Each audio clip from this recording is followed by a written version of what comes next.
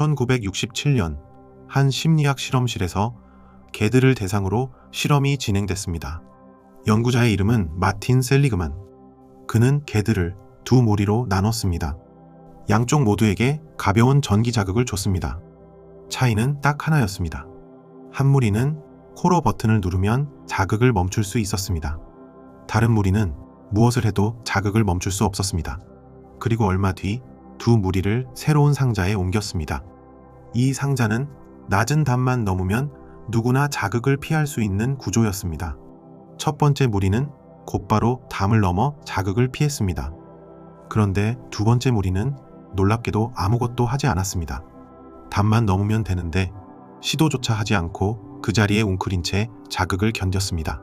왜일까요? 그들은 이미 배워버린 겁니다. 나는 무엇을 해도 안 된다. 셀리그만은 이것을 학습된 무기력이라고 불렀습니다.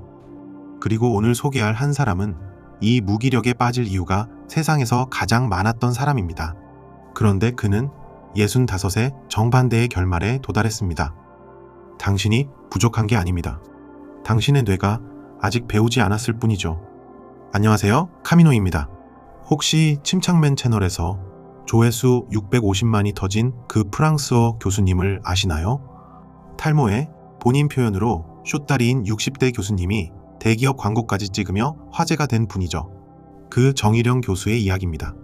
그가 65에 낸 책, 결국 어떻게든 되더라고요.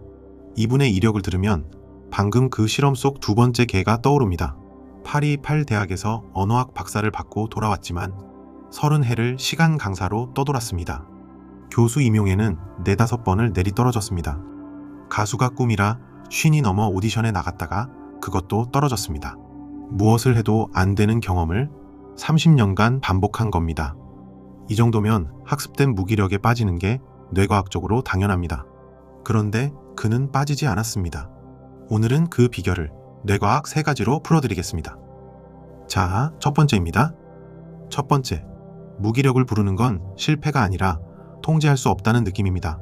셀리그만의 실험에서 가장 중요한 지점이 여기 있습니다.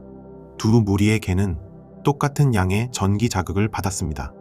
고통의 크기는 같았다는 뜻입니다. 그런데 결과는 완전히 갈렸습니다. 차이를 만든 건 고통의 양이 아니라 그 고통을 내가 통제할 수 있느냐 없느냐였습니다. 버튼을 눌러 멈출 수 있었던 개는 무기력에 빠지지 않았고 무엇을 해도 소용없던 개는 무너졌습니다. 즉, 우리를 무너뜨리는 건 힘든 일 그 자체가 아닙니다. 아무리 애써도 내가 바꿀 수 없다는 그 통제 불가능의 감각입니다. 여기서 정일영 교수의 첫 번째 지혜가 나옵니다. 그는 자기 힘으로 바꿀 수 없는 것과 바꿀 수 있는 것을 칼같이 나눴습니다. 젊은 시절 그는 남자 승무원 시험을 봤는데 지원서에 키를 적는 칸이 있으니 설마 되겠어? 하는 마음으로 실제보다 높여 적었다가 덜컥 1차에 붙었습니다.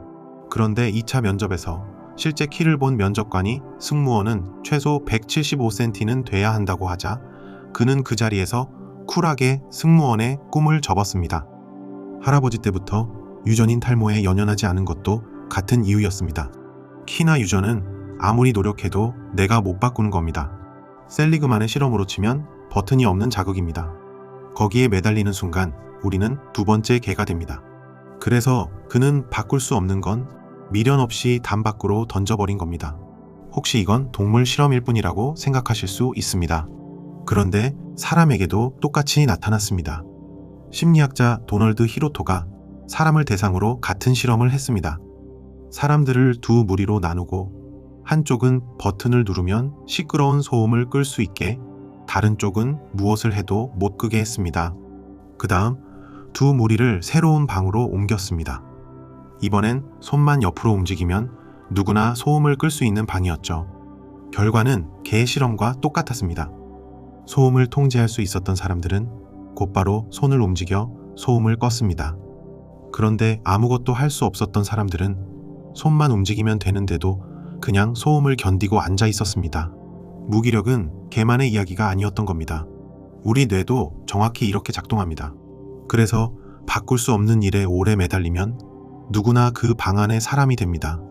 이건 그냥 마음가짐의 문제가 아닙니다. 심리학에는 통제 소재라는 개념이 있습니다. 내 인생을 움직이는 힘이 내 안에 있다고 느끼는 사람과 바깥에 있다고 느끼는 사람은 스트레스에 반응하는 뇌 자체가 다릅니다. 통제감을 느낄 때 우리 뇌의 전전두엽은 편도체의 공포 반응을 억누릅니다.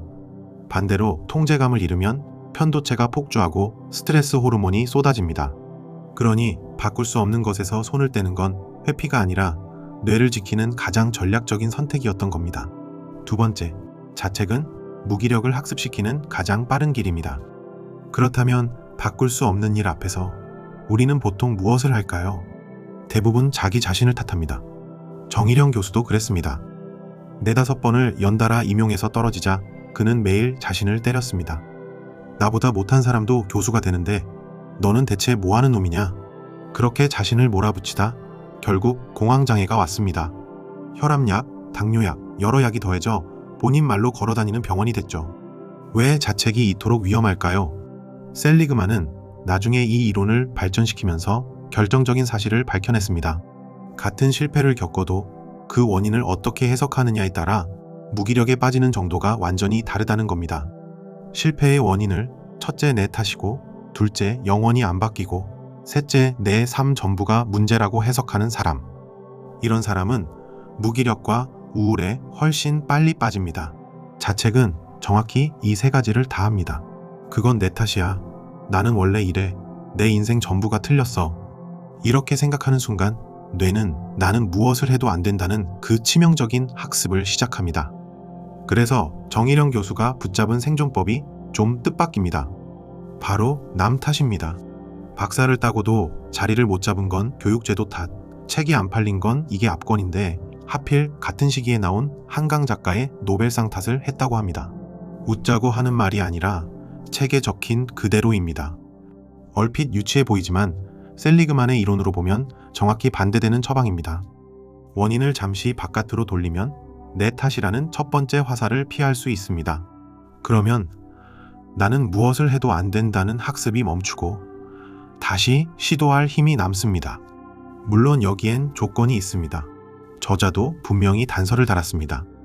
전력을 다하되 안 될 때만 남 탓을 하라. 노력도 하지 않고 남 탓부터 하는 것만큼 꼴불견도 없다고요. 그러니 이 남 탓은 죽을 만큼 해본 사람에게만 발급되는 재도전 티켓인 셈입니다. 자책이라는 독을 막는 일종의 해독제였던 겁니다. 세 번째, 뇌는 오늘의 작은 성공으로 무기력을 되돌립니다. 여기서 가장 희망적인 뇌과학이 나옵니다. 학습된 무기력은 다행히도 되돌릴 수 있습니다. 셀리그만의 후속 연구에서 무기력에 빠졌던 개도 회복이 가능했습니다. 방법은 이렇습니다. 연구자가 그 개의 몸을 직접 잡아 담을 넘는 동작을 반복해서 시켜줬습니다. 자기 힘으로 자극을 피하는 경험을 몸으로 여러 번 되풀이하게 한 겁니다. 그러자 개는 서서히 다시 배웠습니다. 아, 내가 하면 되는구나. 핵심은 생각이 아니라 내가 해냈다는 경험의 반복이었습니다. 정일영 교수가 30년간 한 일이 정확히 이겁니다. 그는 꿈은 이루어지지 않는다고 입버릇처럼 말했습니다. 교수 임용 같은 건 내가 아무리 노력해도 남이 결정하는 일이니까요. 그건 버튼이 없는 자극입니다. 그런데 그가 접은 건 꿈이지 목표가 아니었습니다. 오늘 쓸 원고, 이번 학기 강의, 논문 한 편. 이건 내 손으로 끝낼 수 있는 버튼이 있는 일입니다. 그는 방법도 몰랐고 확신도 없었지만 그저 매일 그 작은 일들을 끝냈습니다. 그 하나하나가 셀리그만 실험 속에서 담을 넘는 연습이었던 겁니다. 그가 기회 앞에서 보인 태도도 같은 맥락입니다. 2004년 한 교육방송에서 수능 프랑스어 강의 제안이 왔을 때입니다. PD가 선생님이 수능 프랑스어 달인이시라면서요? 하고 묻자 그는 고등학생을 가르쳐 본 적이 단 한 번도 없으면서 이렇게 질렀습니다. 대한민국에서 나보다 잘 가르치는 사람 없어요. 그날 바로 원고를 썼고 다음날 카메라 앞에 섰습니다. 그 강의가 8년을 이어지며 수강생 5만 명을 모았습니다. 2024년 침착맨 채널 섭외가 왔을 때는 그 채널이 뭔지도 몰랐지만 어차피 믿져야 본전이라는 마음으로 2-3시간을 떠들었습니다. 그리고 그 영상이 650만을 넘기며 그의 인생이 65에 뒤집혔습니다. 멈추면 가라앉으니 일단 담을 넘고 본 겁니다. 바꿀 수 없는 꿈은 접대, 내가 시도할 수 있는 기회 앞에서는 무조건 담을 넘는다. 이 단순한 원칙이 30년 무기력을 이긴 열쇠였습니다. 이게 왜 뇌를 바꿀까요? 우리 뇌의 동기 물질인 도파민은 거대한 최종 목표가 아니라 작은 완수에서 나옵니다. 오늘 할 일을 하나 끝낼 때마다 뇌는 도파민으로 나는 해냈다는 신호를 보냅니다. 이 작은 성공이 쌓이면 무기력을 학습했던 뇌 위에 나는 할 수 있다는 새로운 회로가 덮어 씌워집니다. 그가 자신을 상어에 비유한 게 인상적입니다. 상어는 헤엄을 멈추면 가라앉아 죽기 때문에 끊임없이 헤엄친다고요. 그의 30년은 정처 없는 표류가 아니었습니다. 매일 담을 넘는 연습을 반복한 무기력을 이겨내는 훈련이었던 겁니다. 이제 정리하겠습니다. 오늘 3가지를 이야기했습니다. 첫째, 우리를 무너뜨리는 건 고통의 크기가 아니라 통제할 수 없다는 느낌이고, 그래서 바꿀 수 없는 건 놓아야 한다는 것. 둘째, 자책은 실패를 내 탓, 영원함 전부로 해석해 무기력을 학습시키고, 후회 없이 해본 뒤에 남 탓은 그 독을 막는 해독제라는 것. 셋째, 무기력은 오늘의 작은 성공을 반복하면 되돌릴 수 있고, 도파민이 그 위에 새로운 회로를 새긴다는 것. 이 셋을 관통하는 한 문장은 이렇습니다. 꿈은 이루어지지 않아도 됩니다.